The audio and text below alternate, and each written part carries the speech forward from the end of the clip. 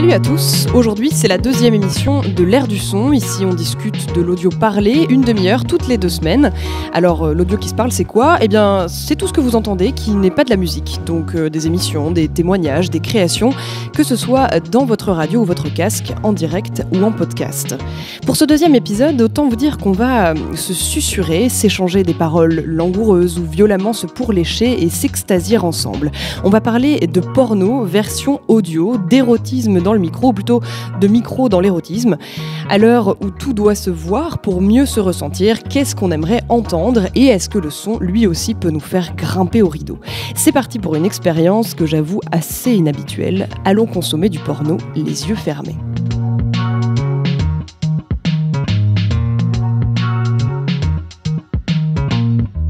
Avec moi aujourd'hui, 2 invités. Elisa Monteil, bonjour. Bonjour. Elisa, tu as créé le Tumblr Super Sex Oui où tu allies avec brio, sexe et audio. Tu peux nous en parler en quelques mots ? Alors Super Sex Oui, c'est un Tumblr participatif qui veut inciter les gens à créer et penser le porno sonore, qui est une forme qui n'existe pas dans sa forme, on va dire, réalisée, produite, vraiment. Il y a plein de choses qui se font de façon amateur et qui sont très très bien, mais la proposition de Super Sex Oui, c'est de solliciter des gens pour qu'il y ait une vraie écriture du porno sonore. Eh ben, on écoutera ça tout à l'heure. Mon autre invité, Stéphane Desaulnois, bonjour. Bonjour. Tu es le créateur du Tag Parfait, un pure player, donc un média qui est que sur Internet, spécialisé dans la porn culture. C'est quoi le Tag Parfait en quelques mots ? C'est ça. Rien d'autre à ajouter ? Non, on essaye de décrypter de notre manière, avec un angle, on va dire, culturel, sociologique, la consommation de porno sur Internet, quoi. Ok, on en parle aussi tout à l'heure. Ça fait de toi, en tout cas, le référent porn culture de cette émission. Est-ce que je peux dire ça ? Oui, on est que 2 dedans. En fin d'émission, on retrouve Salomé Kiner, notre critique de livres audio. On parlera du livre Le Lien de Vanessa Duriès, un ouvrage sur la sexualité, évidemment, mais un peu violente et douloureuse. Allez, c'est l'Air du son. Est-ce qu'on peut dire que historiquement, c'est plutôt l'image qui prime dans le porno, Stéphane ? Ça a toujours été l'image et ça l'est toujours. C'est-à-dire que souvent, même dans le cinéma traditionnel, le son peut être un peu la 5e roue du carrosse. Dans le porno, c'est la 6e, voire la 7e. C'est l'image qui donne l'effet physique, on va dire, du porno. On est une société qui met vraiment en avant l'image de plus en plus. Donc le son a toujours été de côté. Si on met à part la bande-son dans les années 70, qui était plutôt pas mal. La prise de son est souvent ratée. La post-prod peut être extrêmement catastrophique avec des voix très près du micro, alors qu'à l'image, on ne voit pas du tout ça. Et ça, c'est les années 70. Et après, avec l'arrivée de la VHS dans les années 80, puis après Internet, et des moyens de production qui baissent, le son est vraiment pas important pour eux, ce qui est dommage. Dans quelle mesure, Elisa, ça compte le son dans le porno, pour toi ? En fait, je vais apporter un tout petit bémol à ce que dit Stéphane, c'est que, en fait, avant l'image, il y avait le texte. Par rapport au porno, la pornographie, elle a préexisté à la photographie, qui après a conduit à l'image animée. Et le texte, ça se rapproche vraiment beaucoup du son parce que ça crée le même espace d'imaginaire. Je pense qu'il y a des gens qui arrivent à être excités par un porno en coupant le son. Par exemple, c'est pas du tout mon cas. C'est totalement inefficace. Donc je pense qu'il y a une qualité excitatoire du son qui est hyper forte, mais parce que c'est aussi un rapport à l'incarnation des personnes qu'on voit en train d'avoir différentes pratiques sexuelles qui nous permet aussi de nous projeter et de nous exciter. En tout cas, ce qu'on peut dire, c'est qu'en radio traditionnelle, le sexe, c'est toujours un petit peu compliqué d'en parler et encore plus de le faire écouter. Le coït passe plutôt mal sur les ondes et ce n'est pas Jean-Yves Lafesse et les autres de Carbone 14 en 1982 qui nous diront le contraire. Oui. Je passe mes mains sur tes cuisses. Oui. Tu les sens ? Oui. C'est vrai, tu les sens ? Franchement. Hé, Kaline. Oui. Il y a ma langue qui touche, le bout de ma langue qui touche ton petit clitoris. Pas trop vite. Pas trop vite ? Non. Comme ça ? Oui. C'est bon là ? Ça va ? Ça vient ? Tu commences à mouiller un peu. Je te dirai tout à l'heure. Ok. Il ne peut plus répondre au téléphone, il a peur. Bien sûr, il y a des émissions historiques de radio. Brigitte Lay sur RMC, par exemple, qui a présenté une émission sur le sexe tard dans la nuit sur RMC de 1990 à 2016. Vous avez des émissions de radio comme ça sur le sexe qui vous viennent en tête? Est-ce que vous avez des références à ce niveau-là? Pas vraiment, mais après, il y a quand même pas mal d'émissions sur France Culture, France Inter, qui abordent la pornographie et le sexe de manière intelligente. Donc, de temps en temps, on peut picorer des émissions et retrouver des choses là-dessus. Ouais, non, pas spécialement non plus.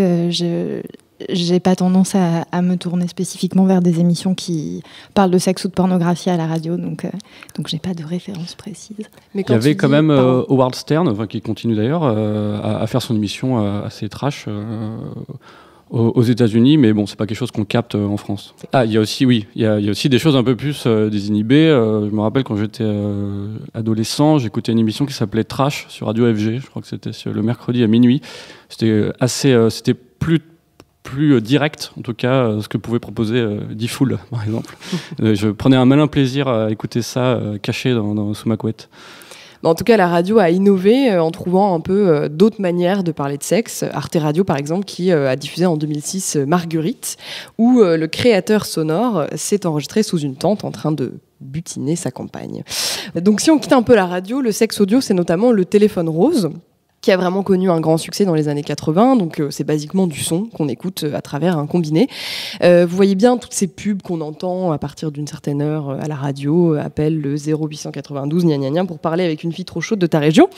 Et ben voilà, le téléphone rose, ça existe toujours. Voici un extrait assez mythique, le téléphone rose par Myriam dans l'émission de Thierry Ardisson, Les Bains de minuit, diffusée en 88 sur la 5. Dis-moi, comment tu t'appelles ? Moi, je m'appelle Pierre. Tu t'appelles Pierre, bonjour. Pierre, moi c'est Myriam. Comment tu es physiquement, Pierre ? Je suis petit. Tu es petit ? Je suis brun. Oui. Et je suis pas marié. Ah, tu es célibataire, c'est intéressant. Dis-moi, tu veux partager un petit fantasme avec moi ? Un gros ? Un gros ? Quel est ton fantasme ? Oh, moi j'aimerais bien... j'ai jamais enculé une femme. Ah, ça sera une première. Ouais. Oui. Tu sais qu'est-ce que je vais te faire ?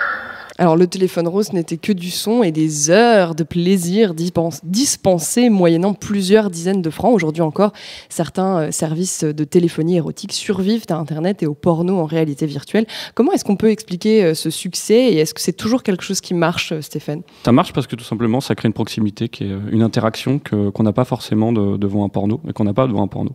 Ça permet aussi d'être dans une certaine intimité et on peut même le faire, on a juste son combiné près de l'oreille, donc ça peut être dans un endroit, ça peut même être fait au bureau, si on dit rien, on peut se faire dominer comme ça marche encore très fort en fait. Tout ça, ça nous amène à parler aussi des audio stories, des histoires porno lues à voix haute, jouées, qu'on écoute, et pour le coup, les histoires audio érotiques et pornographiques, ça ne manque pas sur Internet.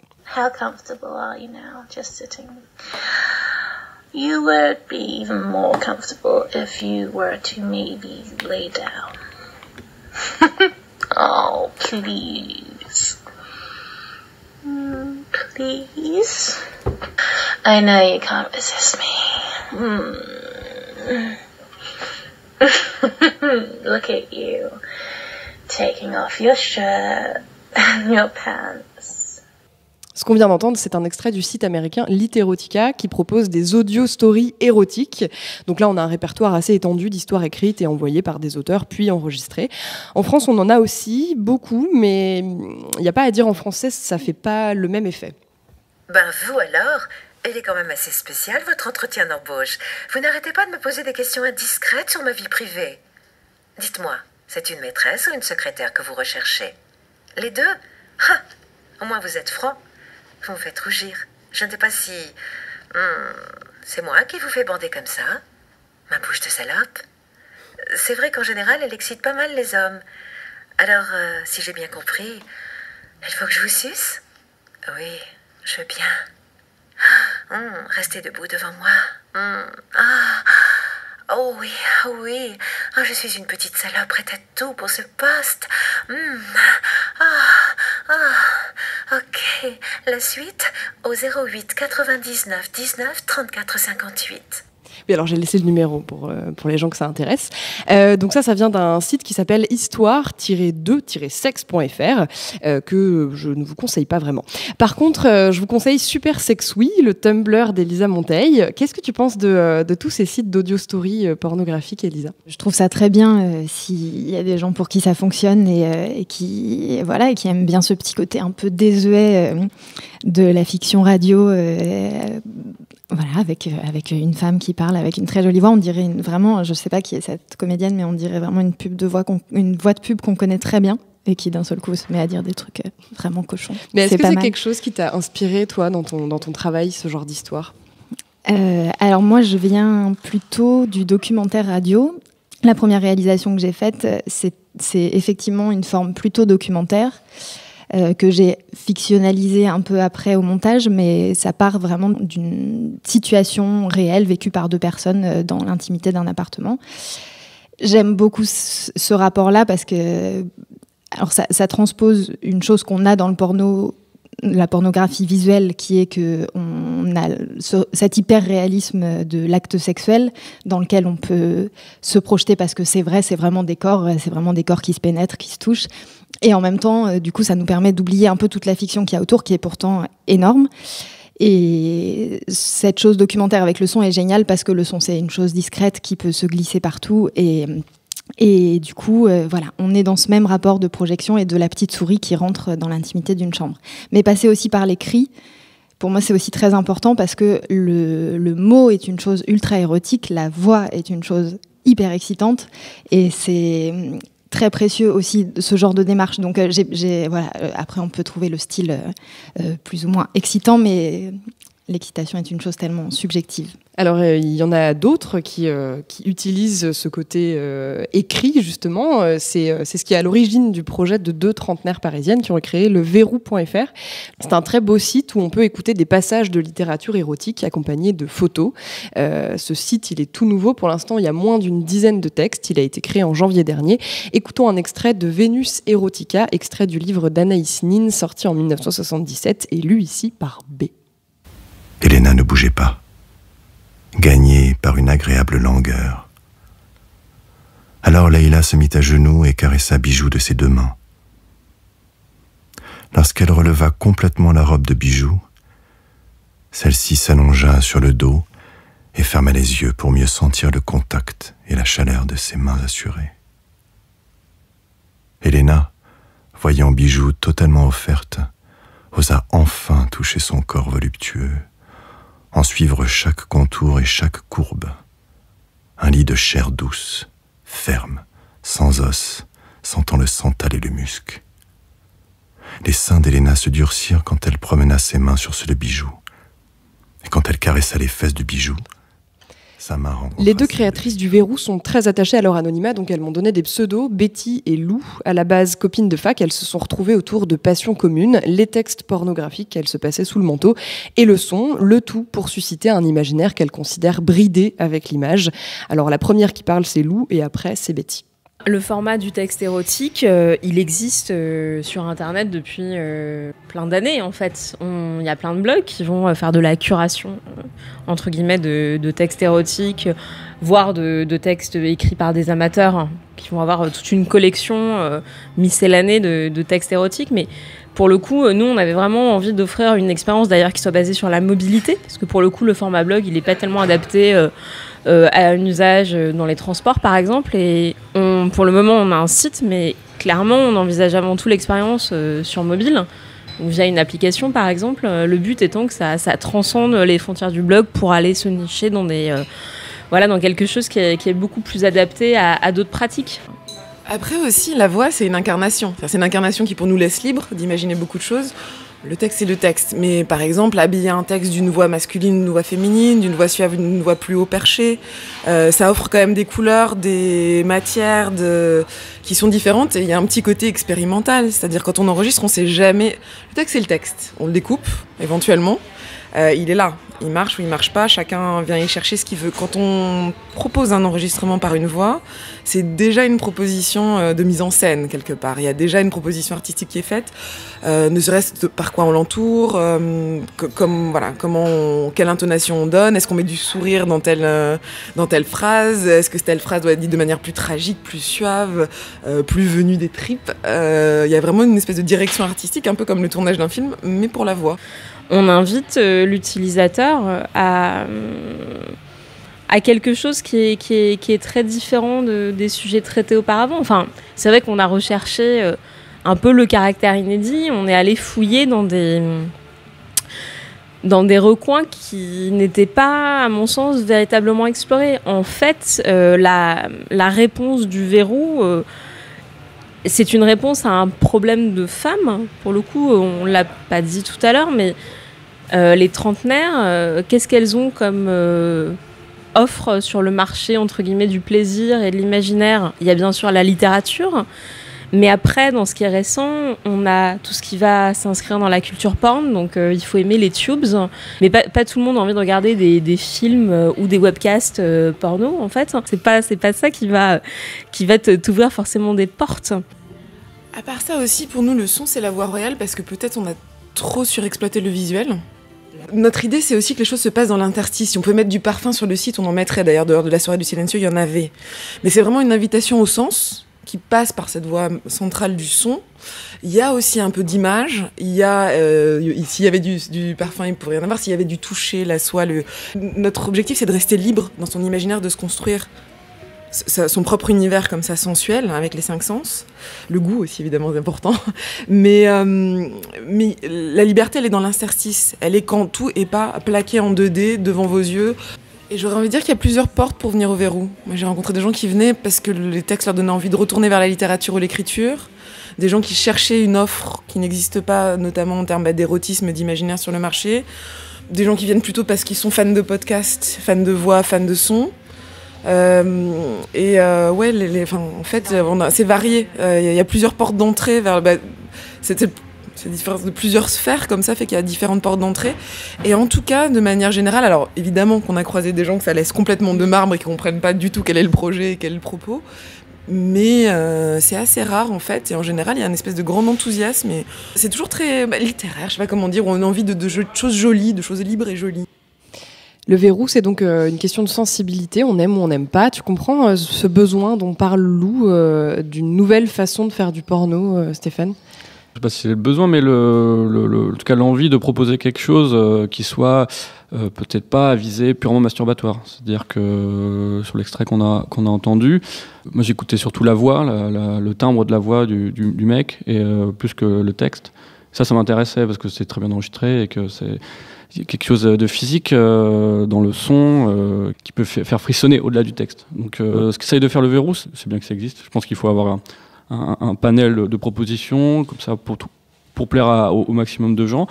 Des gens peuvent trouver ça finalement trop soft, d'autres peuvent s'y plaire.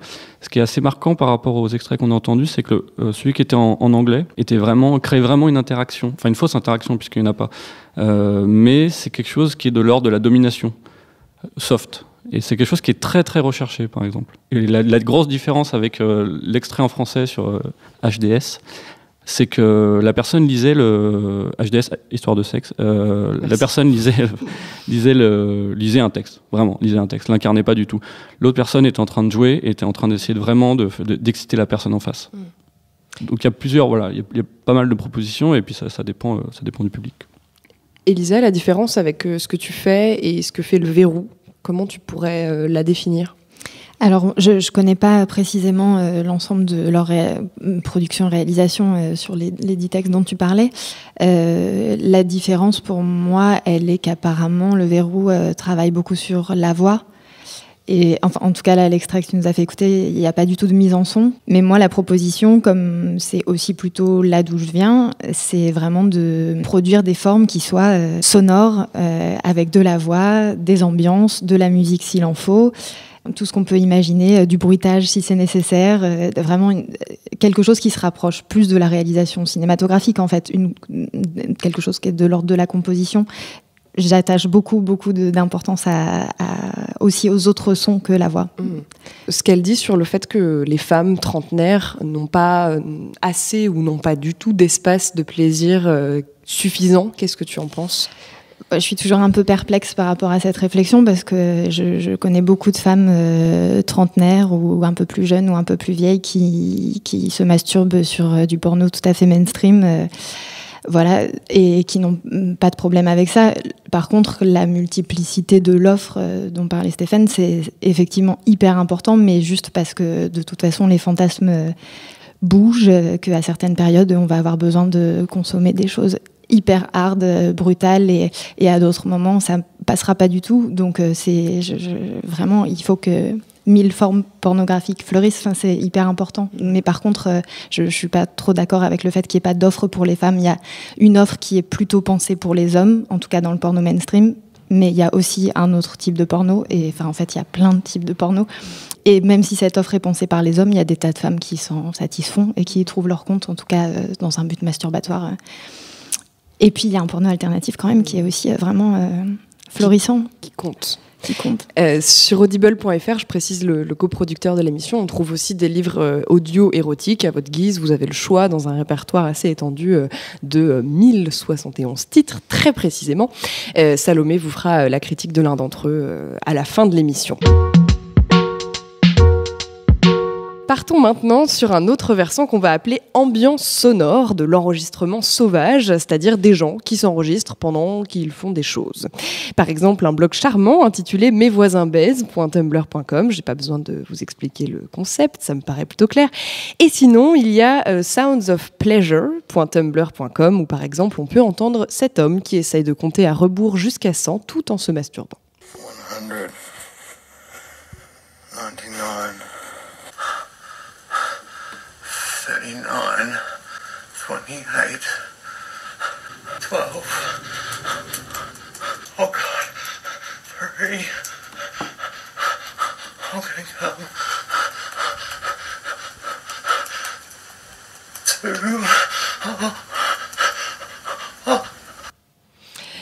Je cite une journaliste new-yorkaise, Nona Willis-Aronowitz, dans un article de Playboy sorti en février 2015. L'audio sublime les soupirs et les râles, humanise les personnages et crée une expérience réaliste contre laquelle les photos et les vidéos ne peuvent rivaliser. Ça peut pas rivaliser les photos et les vidéos, vraiment, Stéphane ? Je pense que c'est pas une bonne idée d'essayer de mettre en compétition plusieurs formats. Par exemple, la personne qui faisait le décompte, c'est en rapport encore avec cette idée de domination, parce que dans la vidéo, il y a des choses très soft qui marchent très très bien, qui s'appellent les jerk-off instructions, J-O-I, et où une fille, pas forcément nue d'ailleurs, va expliquer à la personne en face comment il doit se masturber. Et donc on est dans une petite domination, donc ça peut être plus ou moins humiliant. Et souvent il y a un système de décompte où donc cette personne qui est quasiment domina va dire voilà, tu dois jouir au bout de 10. Et si tu le fais pas au bout de 10, tu seras puni, même s'il n'y a pas d'interaction. C'est ça qu'on retrouve. Et je me suis perdu dans ma phrase, mais ça m'a rappelé ça. Voilà, c'était pour dire qu'il y avait plein d'autres formes et que c'est pas forcément dans la sublimation du râle, c'est aussi dans le contact qui se crée. Mais ça existe, l'acousticophilie, je sais pas si on peut parler comme ça, mais... Alors oui, déjà les audiophiles pourront témoigner de la qualité de leur son de système et qui prennent, je pense, un plaisir à écouter tout simplement le son pur, hein, la qualité de la diffusion. Il y a les gens qui prennent un pied, on va dire, parallèle avec ce qu'on appelle l'ASMR. Donc c'est le fait d'être pas forcément excité sexuellement, mais être titillé, on va dire, par des sons près de l'oreille. Donc ça peut passer par une forme très soft, souvent sur YouTube, même si je pense que derrière, quand même, il y a une sorte d'érotisme sous-jacent, et sur la version aussi complètement porno, où au lieu de venir parler comme ça, et faire des petits bruits comme ça, on va rajouter un peu de... On sent qu'il y a de la pratique un peu là, quand même. Oh, j'aime bien. Et est-ce que, du coup, il y a une production spécifique liée à ça dans le porno ? Alors, il faut comprendre une Lié chose. au son, hein, pardon. Il faut comprendre une chose dans le porno, c'est que le porno, c'est avant tout un business. S'il n'y a pas des gens qui achètent derrière, il n'y a pas de production. Grosso modo. C'est aussi pour ça que les personnes du verrou trouvent qu'il manque une offre, on va dire, plus féminine. Le souci, c'est que si il y avait plus de femmes qui achetaient, même s'il y en a aussi, hein, mais il y aurait plus d'offres en fait. C'est aussi simple que ça, c'est aussi libéral que ça, et ça marche comme ça, il faut vraiment le comprendre. Donc le problème, c'est que est-ce que des gens sont prêts, en dehors du téléphone rose et des autres choses comme ça, sont prêts à payer en fait pour ça. S'ils sont prêts à payer, c'est sûr qu'il y aura une production. Tant que ça restera sur des Tumblr, sur Reddit, sur des blogs gratuits, à mon sens, ça n'ira pas plus loin au niveau de la production, même s'il y a des choses qui sont un peu plus recherchées. C'est un cas un peu particulier, je pense. Oui, complètement, mais aussi parce que justement dans le projet de Super Sex Oui, il y a cette chose participative qui veut inciter les gens à faire, mais inciter les gens à faire quand il n'y a pas d'argent, par exemple, c'est un truc beaucoup plus délicat.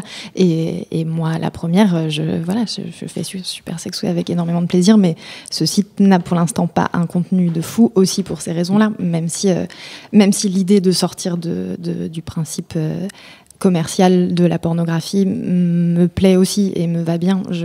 Pour l'instant, en tout cas, j'ai pas prévu de gagner de l'argent avec Super Sex Oui. Ça arrivera peut-être un jour. Mais... Par exemple, il y a un site qui s'est lancé récemment qui s'appelle Chuchote-moi, qui est un site qui propose des textes érotiques ou pornographiques. Et donc le site est gratuit, mais la version audio est payante.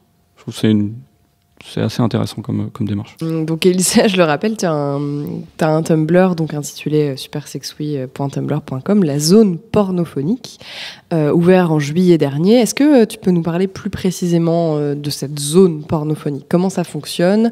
Comment tu travailles ? Alors, donc Super Sex Oui, c'est donc un site à vocation participative, l'idée étant que voilà, j'adorerais que dans un monde idéal où on est relativement décomplexé par rapport au sexe, et en tout cas les créateurs sonores que je connais le seraient et se lèveraient le matin, et comme ils sont intermittents, ils auraient rien à faire, ils se diraient tiens, si je faisais un petit porno sonore aujourd'hui. Bon, ça, ce serait vraiment génial. Il l'enverrait à Super Sex Oui, ce serait en ligne, il y aurait des choses très régulièrement et tout ça. Bon, pour l'instant, ça marche pas trop comme ça. Il faut que je travaille pour mettre des gens en réseau. À côté de ça, je propose aussi, j'ai fait ça fin janvier, des ateliers de création de porno sonore, avec un travail d'écriture à la base où je fais écrire les participantes à l'atelier. Sur un mode de cut-up plutôt, avec des mélanges de textes qui viennent des participants et des textes de référence que j'apporte moi-même. Et à la fin, on fait des pornos du coup lus et avec une mise en son à la voix très tournée, montée, très rapide et tout, mais ça fait des trucs vraiment bien. Mais comment ça marche ? Je veux dire, quand tu as une idée de sujet ou de projet, comment ça marche ? Ça dépend vraiment du projet. Hein. Par exemple, pour Romy et le garçon, donc, qui est déjà en ligne, mon idée était vraiment de partir d'une forme documentaire. Donc j'ai sollicité une amie dont je sais qu'elle a des amants plus ou moins réguliers, en tout cas qu'elle a une sexualité plutôt libérée. Et donc je lui ai proposé à elle directement de s'enregistrer avec l'un de ses amants. Donc je lui ai laissé le micro, on a cadré un peu le dispositif où je lui ai dit voilà, tu as à peu près 2 heures d'enregistrement. Et puis est-ce que tu peux parler un peu au micro avant de ton attente, tout ça. Donc j'ai cadrer la chose, et puis après c'est elle qui a fait la mise en son, donc c'est vraiment aussi une collaboration avec elle. Et on va écouter le résultat de justement Romy et le garçon.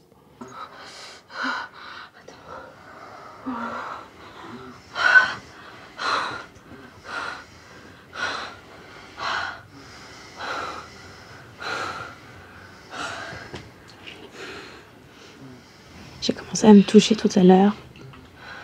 J'ai pensé à ce qu'on allait peut-être faire.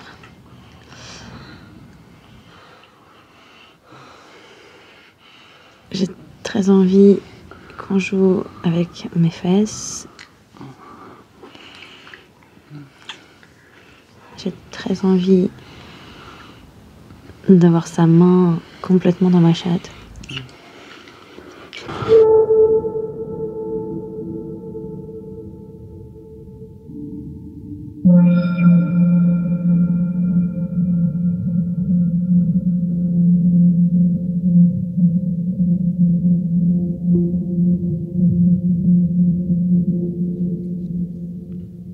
Stéphane, c'est des choses dont tu pourrais parler dans le tag parfait, ce genre de travail? Absolument, parce que c'est un peu c'est l'éditorial. Nous, ce qu'on fait, c'est de pointer du doigt de ce qui nous intéresse, ce qu'on trouve pertinent, qu'on trouve intéressant à montrer. Donc c'est complètement. Et est-ce qu'il y a une ambition artistique derrière dans ce que tu fais, pardon, il y a un vrai aspect artistique. On peut l'écouter avec cet extrait de Paris-Bruxelles. D'arrêt. Bande d'arrêt. De bande. De. Sécurité. 10. 10. Tense. Tense. Main. Main. Maintenir la distance de sécurité.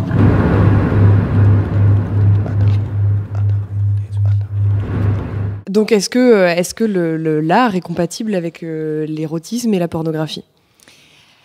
En fait, l'idée de Super Sex Oui, elle est venue pour moi quand je suis allée au Porn Film Fest de Berlin, donc il y a 2 ans.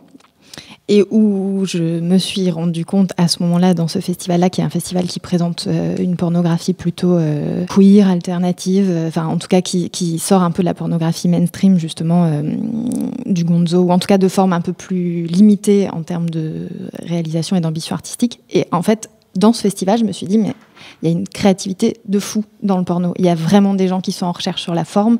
Il y a des trucs complètement barrés, des trucs hyper beaux, hyper esthétiques, des trucs volontairement dégueulasses. Enfin, voilà, il y avait justement sur l'ambition et l'intention artistique, je me suis pris une petite claque à ce moment-là. Et du coup, je me suis dit, mais dans le son, justement, bon, au-delà du fait que le porno sonore existe un peu, mais voilà, comme je le disais tout à l'heure, de façon relativement amateur, et habituellement le son dans le porno est quand même plutôt pauvre, voire juste terrible, enfin en tout cas cinématographiquement pas du tout intéressant. L'idée de Super Sex Oui était justement, oui, de proposer des formes avec une recherche créative. Le dernier extrait qu'on a entendu, Paris-Bruxelles, eux, ils sont partis dans un truc vraiment complètement barré sur une version érotique d'un aller-retour entre Paris et Bruxelles.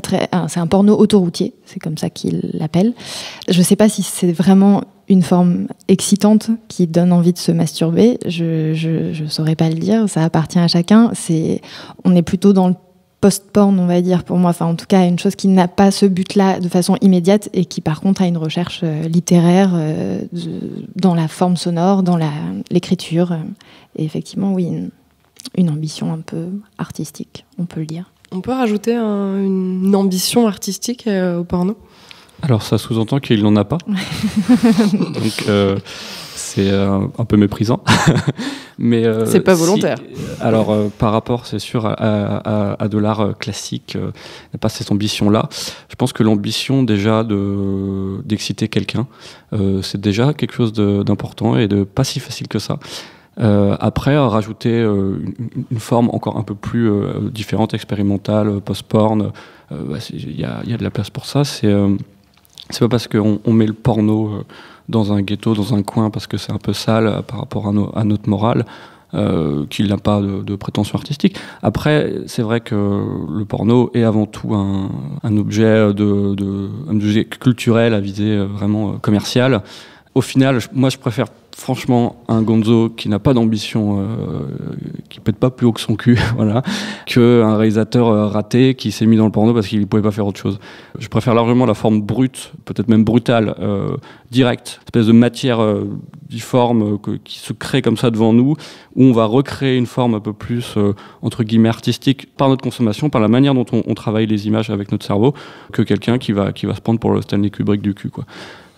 Parce que généralement ils ne savent pas le faire. Il n'y a pas de forme d'art plus noble qu'une autre. Et après, sur plein de choses, c'est ça qui est intéressant, c'est que c'est une matière, le porno, c'est une matière qu'on n'a pas beaucoup travaillé puisqu'on l'a décrié, quoi. Est-ce qu'on peut dire que le son, ça nous amène aussi à un nouvel espace de liberté dans le porno? Est-ce qu'on a besoin de ces espaces-là de liberté pour nos fantasmes? On est un peu dominé par l'image. On est très passif devant les images. Alors que juste avec le son, l'imaginaire reprend un peu le dessus, exactement comme dans la littérature, comme dans le texte. Donc du coup, c'est vrai que ça donne un peu plus d'espace de liberté pour nous, pour C'est-à-dire que si on voit une personne à l'image, on est esclave de cette image. C'est-à-dire qu'on peut pas, c'est difficile de projeter d'autres images sur une image. On peut le faire, mais c'est déjà un peu plus compliqué. Alors que sur du son, on peut s'imaginer un peu ce qu'on veut. On peut rajouter notre propre expérience, nos histoires à nous. C'est la même chose, voilà, exactement la même chose que dans la littérature. C'est juste que le problème qui n'est pas forcément un problème de l'image, c'est qu'elle donne plus d'espace parce que tout est là, quoi. Je voulais juste acquiescer sur le fait que la multiplicité des formes et des genres est ultra importante, et effectivement qu'il n'y a pas de hiérarchie. C'est l'ambition artistique de Super Sex Oui, elle est pas du tout dans un mépris de ce qui se fait autrement dans le porno. Mais évidemment, c'est au contraire, c'est hyper important qu'il y ait différentes façons de faire du porno.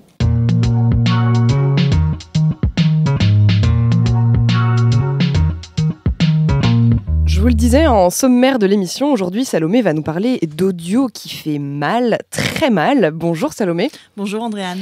Tu vas nous parler d'un titre qui revient souvent dans le top 10 de la littérature SM. Oui, je vais vous parler latex et martinet, je vais vous parler de cire chaude et de fesses rouges, je vais vous parler d'humiliation et de jouissance par l'humiliation.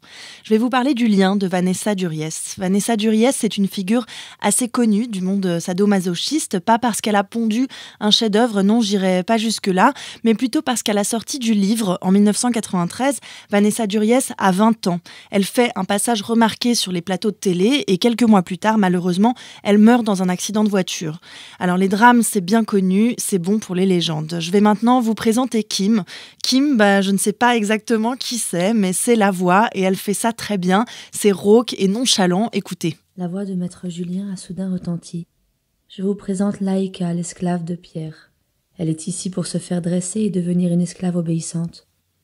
Et tant qu'à faire, je vous présente aussi Maître Pierre. Laïka a 20 ans et c'est une étudiante naïve lorsqu'elle s'éprend de Pierre. Pierre, lui, est un peu plus expérimenté et c'est par son intermédiaire que Laïka va s'initier à la soumission volontaire. L'homme aux aiguilles s'empara d'un sein qu'il se mit à pétrir, à caresser, puis à pincer pour en faire jaillir la pointe granuleuse. Lorsque le mamelon fut bien excité, il y planta sa première aiguille, puis presque aussitôt la seconde, dans le mamelon du sein qui n'avait pas été caressé et qui réagit par conséquent de toute autre façon. J'eus ainsi la preuve que l'excitation atténue la douleur et la transforme en une sensation diffuse. En rapportant cette constatation, je conclus que tel un sein convenablement caressé, une esclave aimée et glorifiée peut tout accepter, tout endurer, nourrie par la seule passion de son maître. Alors le lien qui donne son titre à ce témoignage autobiographique, c'est évidemment la corde, les chaînes, la cravate grâce auxquelles on contraint son partenaire. Mais le lien, c'est aussi le rouage affectif par lequel un individu accepte, réclame même qu'on l'attache et qu'on le soumette. Alors personnellement, je suis assez d'accord avec le marquis de Sade lorsqu'il dit que l'ouïe est la première zone érogène de l'homme. Pourtant, je ne peux pas dire que l'écoute de ce livre m'est liquéfiée d'excitation. Rien à voir avec mon goût pour les pinces à tétons, les sodomies brutales ou les tripes urophiles, mais plutôt parce que ces pratiques reposent sur des mécanismes cérébraux très personnels. Lorsque Laïka jouit, elle jouit de plusieurs choses. Elle jouit de sa capacité à satisfaire son maître, c'est clair. Elle jouit de sa résistance à la douleur physique, parce que l'excitation annule la souffrance, ça c'est pas un secret. Elle jouit parce que derrière le personnage de la pute, de la chienne ou de l'objet, elle dépasse ses propres limites. Et ça, c'est jouissif, qu'il s'agisse d'un challenge sportif ou d'une partie de jambes en l'air. Mais Laïka jouit aussi de l'inversion psychologique des rôles. On ne le répétera jamais assez, mais contrairement à ce qu'on pense parfois, tout le monde est consentant dans une relation SM. On n'impose rien à son esclave, et je dirais même que la vraie soumission, c'est celle du maître parce qu'il est dépendant du plaisir de son objet. C'est cérébral, effectivement. Je vous avais prévenu. Alors après, puisqu'on est dans les jeux érotiques, je vous invite à pimenter votre expérience d'écoute. Je sais pas, écoutez le lien dans le train, par exemple, la cuisse collée à celle d'un bel inconnu, ou dans la queue du supermarché, sans mauvais jeu de mots, entouré de célibataires désœuvrés. Et qu'est-ce qu'il y a d'autre comme titre à surtout ne pas laisser dans ses playlists, notamment quand on branche son son smartphone en shuffle dans une soirée avec ses collègues. Alors il y a un paquet d'autres titres. La littérature n'a pas attendu un certain Mr. Gray pour tremper sa plume dans le stupre. Et visiblement, le livre audio est très friand de ce genre. On a donc l'embarras du choix. Moi, j'ai toujours un faible pour la pornographie vue par l'œil des femmes. Ça change un peu, je dirais. Je vous conseille donc de commencer par les classiques. Avant le lien de Vanessa Duriez, avant 9 semaines et demie, avant la vie sexuelle de Catherine M. Il y avait les Vénus Erotica d'Anaïs Nin, qu'on a entendu tout à l'heure dans Le Verrou. Et bien sûr, l'indémodable Histoire d'eau, le roman coup de poing des années 50. Coup de poing ou coup de rein ? Coup de cœur, Andréane. Coup de cœur, surtout lorsqu'il est lu par Valérie Lang. C'est déjà la fin de cette émission, la deuxième de l'ère du son. Merci beaucoup Elisa Monteil. Je le rappelle, ton Tumblr c'est supersexui.tumblr.com. Merci à toi. Merci beaucoup aussi Stéphane Desaulnois, tu es le directeur du Pure Player, le tag parfait. Pure Player sur la porn culture. On parle de quoi dans le tag aujourd'hui ? On parle quand je serai arrivé à la rédaction. Là, on va parler d'un festival qui se monte à Paris. C'est la deuxième édition début juillet. Et après, l'idée, c'est nous, on se laisse... on navigue dans Internet et quand on chope des trucs intéressants à dire, on en parle. Voilà. On se laisse un peu porter. Vous pouvez en tout cas retrouver l'ère du son sur toutes les plateformes de podcast, iTunes, Audible, qui coproduit l'émission, SoundCloud et tous leurs petits copains. Surtout commentez, abonnez-vous et mettez des petites étoiles si vous aimez l'émission. L'ère du son est un podcast donc coproduit par Audible et Binge Audio. La 3e, c'est dans 15 jours. Rien à voir, on parlera de l'évolution des techniques qui ont profondément changé notre manière d'écouter et de produire de l'audio. Voilà, en toute modestie, je pense que vous allez adorer. À la prochaine!